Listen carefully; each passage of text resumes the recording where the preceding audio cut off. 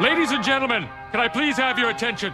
I've just been handed an urgent and horrifying news story. And I need all of you to stop what you're doing and listen.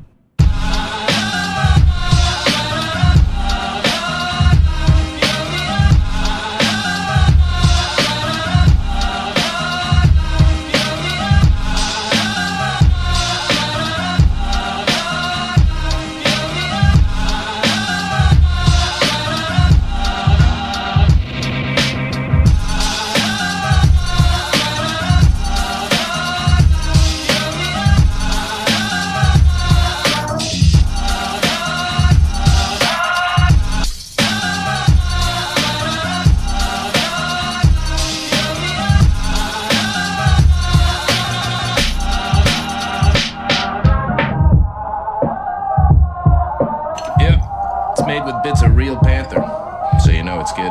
It's quite pungent. Oh, yeah. It stings the nostrils. In a good way. Yeah. Brian, I'm gonna be honest with you, that smells like pure gasoline. 60% of the time, it works. Every time. That doesn't make sense.